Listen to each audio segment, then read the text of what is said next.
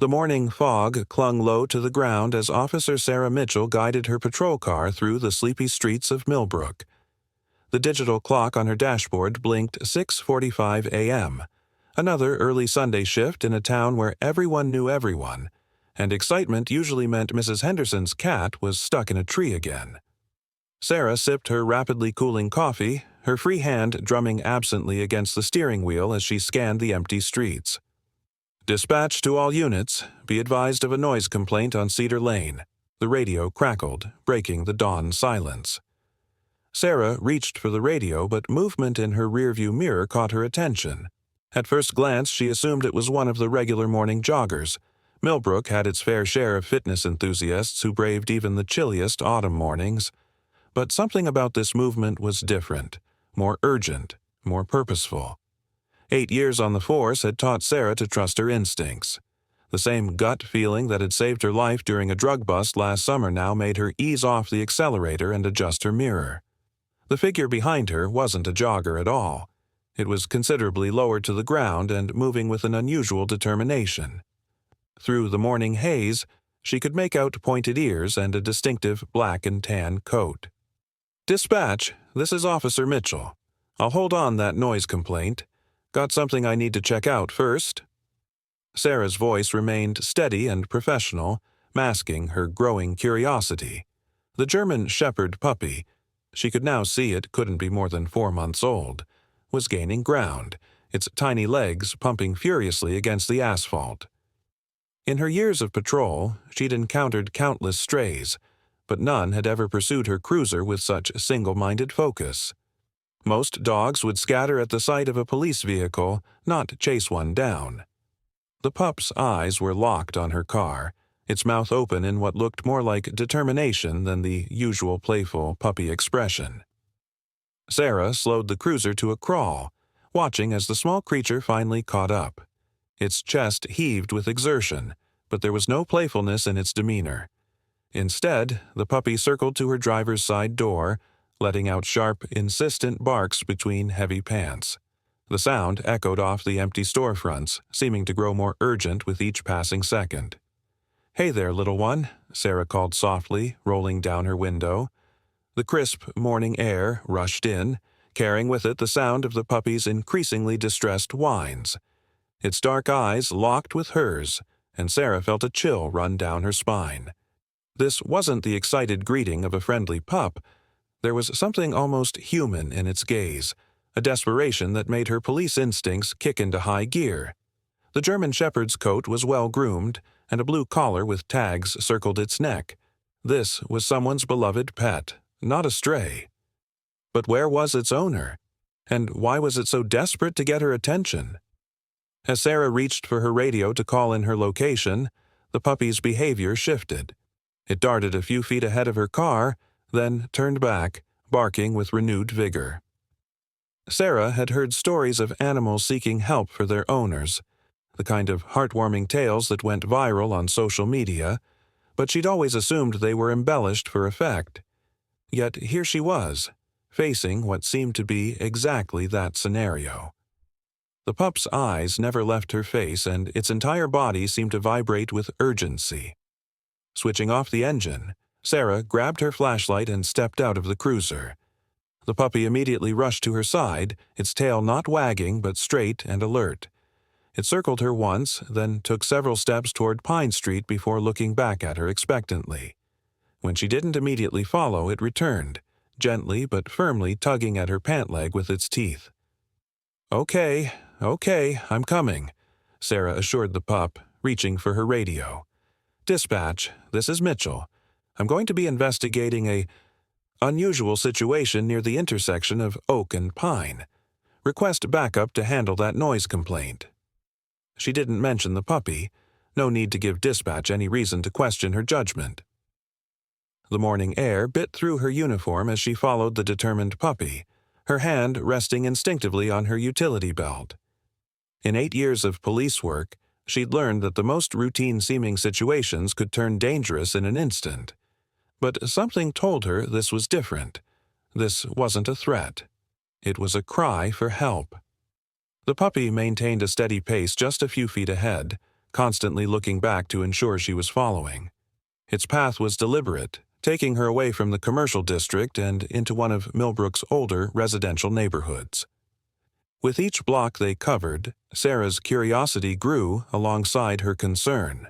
Whatever had driven this puppy to seek her out, it clearly couldn't wait. The German Shepherd puppy led Sarah deeper into the Oakwood district, where century-old Victorian homes stood like silent sentinels in the growing light. Each house told its own story through peeling paint and carefully tended gardens, but Sarah's attention remained fixed on her four-legged guide. The pup's pace had quickened, its determination seemingly growing with each step. "Easy there, buddy," Sarah called out, her boots clicking against the cracked sidewalk. She'd already radioed in her position to dispatch, careful to keep her voice neutral when explaining she was investigating a potential welfare check. How would it sound if she told them she was following a puppy's lead? 20 years on, the force wouldn't save her from becoming the precinct's favorite joke.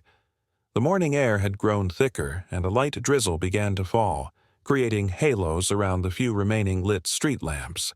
The puppy paused at a crossroads, its ears perked forward, then suddenly veered left down Maple Drive. Sarah knew this street well. It was home to many of Millbrook's elderly residents, people who'd lived here long before the town had grown into a bustling suburb.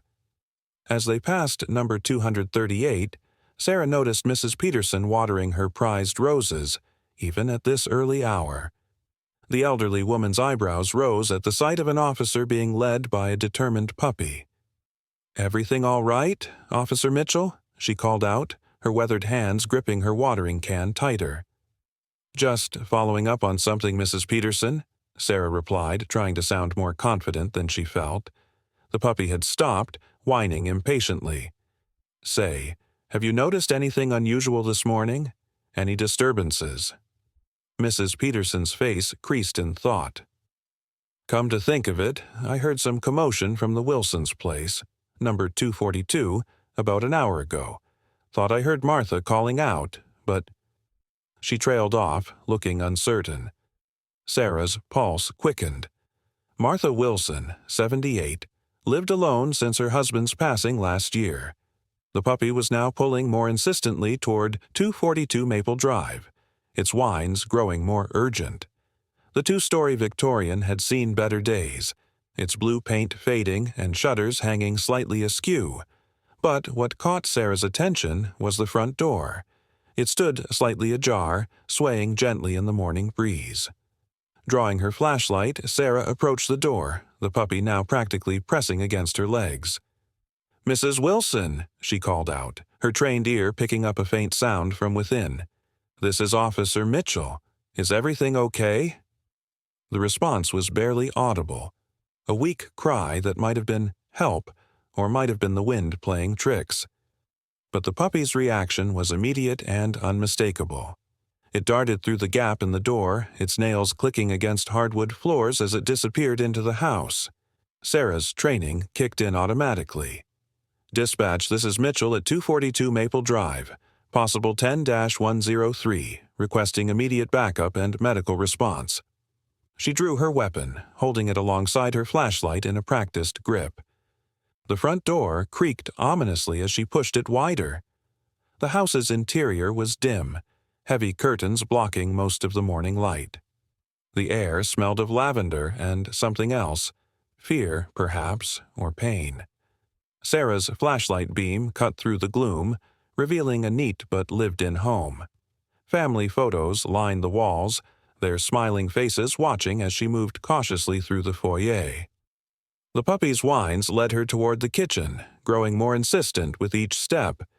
As she rounded the corner, her flashlight beam fell on a scene that made her heart skip. Martha Wilson lay crumpled on the floor near the sink, the puppy frantically licking her face. A fallen phone lay just out of reach of her outstretched hand. "Mrs. Wilson." Sarah holstered her weapon and rushed forward, years of first aid training guiding her actions. The elderly woman's eyes fluttered open at her touch, confusion and relief battling across her features. The puppy, which Sarah now noticed wore a tag reading "Max," pressed close to its owner, its earlier urgency replaced by gentle concern. "Max," Mrs. Wilson whispered, her voice weak but clear. "Good boy. Knew you'd find help." Her hand trembled as she reached for her faithful companion. Sarah quickly checked the woman's vital signs while radioing dispatch to expedite the medical response. Mrs. Wilson's pulse was steady but weak, and a growing bruise on her temple suggested she'd hit her head during the fall. "Help is on the way," Sarah assured her, gathering blankets from a nearby couch to make her comfortable. "Your Max here is quite the hero. He chased down my patrol car to bring me here." She kept her voice calm and steady, though her mind was racing. How long had Mrs. Wilson been lying here? The words hit Sarah like a physical force. Of all days for this to happen, the anniversary of when this remarkable puppy had come into Mrs. Wilson's life. She remembered now, seeing the adoption notice in the local paper just 4 months ago. "Local widow opens heart and home to German Shepherd puppy." It had been a small story, barely a paragraph, but now it felt like the first chapter of something much larger. "We need to move her now," the first paramedic announced, his tone brooking no argument. As they prepared the stretcher, Max became visibly agitated, his ears flattening against his head. Sarah quickly intervened before he could get in the medical team's way. "It's okay, boy," she soothed, holding him close. "They're helping her. They're the good guys, just like you." The puppy trembled against her, and Sarah realized that despite his incredible bravery, he was still just a 4-month-old pup watching his whole world being disrupted. Mrs. Wilson was carefully lifted onto the stretcher, monitoring equipment already attached and beeping steadily. Her eyes flickered open, searching the room until they found Max. "My boy," she whispered. "Who will?" "I'll take care of him," Sarah found herself saying, surprising even herself with the immediacy of the offer. "Max will be right here waiting when you get better." She turned to Jenny. "Which hospital?" "St. Mary's," Jenny replied, already helping guide the stretcher through the narrow hallway. "Stroke unit's been notified. They're waiting for her." Sarah watched as they loaded Mrs. Wilson into the ambulance, Max pressing against her legs, his earlier determination replaced by worried whimpers. The morning had fully arrived now, and curious neighbors had gathered on their porches watching the scene unfold. Mrs. Peterson stood wringing her hands, her earlier gardening forgotten. "Officer Mitchell?" She approached hesitantly. "Martha, will she be all right?" Sarah chose her words carefully, aware that in a town like Millbrook, news traveled fast. "She's in good hands, and she had the best possible help." She looked down at Max, who was watching the ambulance pull away, his ears still alert despite his obvious distress. This little guy probably saved her life. As if understanding her words, Max turned to look up at her, and Sarah saw again that remarkable intelligence that had first caught her attention. This wasn't just a case of animal instinct. Max had made a series of complex decisions, recognizing his owner was in danger, understanding help was needed, seeking out a police car specifically, and leading her back home. Sarah knelt down to Max's level, meeting his gaze directly. "Come on, hero. Let's get you some breakfast, and then we'll go see how your mom's doing." The puppy's tail wagged slightly, the first time she'd seen him display any joy since their encounter began. As she gathered Max's leash and food from the kitchen, Sarah couldn't help but survey the scene again with her trained eye. The fallen teacup, the water still pooled on the floor, the chair pushed back at an odd angle, all pieces of a puzzle that could have ended tragically if not for one extraordinary puppy's determination and intelligence. Her radio crackled to life. "Dispatch to Mitchell. Status update?" Sarah looked at Max, who was now sitting patiently by the door, ready to follow her just as she had followed him earlier. "Mitchell here. Situation under control. You're going to want to hear this one at briefing tomorrow." She smiled, already imagining how she'd write up this report. Some stories were too remarkable for standard police paperwork, but this one deserved to be told. The fluorescent lights of St. Mary's Hospital cast a sterile glow across the waiting room where Sarah sat, Max's head resting on her lap. She'd called in to take the rest of her shift for personal time, something she'd rarely done in her 8 years on the force. But this wasn't a typical Sunday anymore, and the German Shepherd puppy dozing fitfully against her had earned her full attention. Officer Mitchell. A tired-looking doctor in blue scrubs approached, his ID badge identifying him as Dr. Chen from the stroke unit. Sarah gently shifted Max's head and stood, her heart racing. The puppy immediately sat at attention, his eyes fixed on the doctor as if he too was waiting for news. "Mrs. Wilson is stable," Dr. Chen began, a small smile softening his professional demeanor. "We administered TPA in time, thanks to the early response. If she'd been found, even an hour later—" He let the sentence hang, its implications clear. "She's asking for both of you." Sarah felt tears prickling at the corners of her eyes as she followed Dr. Chen through the hospital corridors, Max padding silently beside her. The gravity of what this puppy had accomplished was still sinking in. Without his quick thinking and determination, this story would have had a very different ending. Room 342 was quiet except for the steady beeping of monitors. Mrs. Wilson looked small in the hospital bed, but her eyes were clear and alert as they entered. The moment she saw Max, her whole face lit up with a mother's love. "There's my hero," she said, her voice stronger than it had been at the house. Max whined softly, pressing against the bed until Sarah lifted him carefully onto the mattress. The puppy immediately snuggled into Mrs. Wilson's side, his tail wagging gently as she stroked his ears. "The doctors tell me I had a stroke," Mrs. Wilson continued, her eyes meeting Sarah's. "They also tell me that, without immediate treatment—" She hugged Max closer. "My beautiful boy. 4 months ago, I thought I was saving him from the shelter, but today he saved me." Sarah pulled up a chair, watching the reunion with a full heart. "Can you tell us what happened?" she asked gently. The official report would need details, but more than that, she wanted to understand the bond between this remarkable puppy and his owner. Mrs. Wilson nodded, still petting Max. "It was our normal morning routine. I always make tea after giving Max his breakfast. But something felt wrong.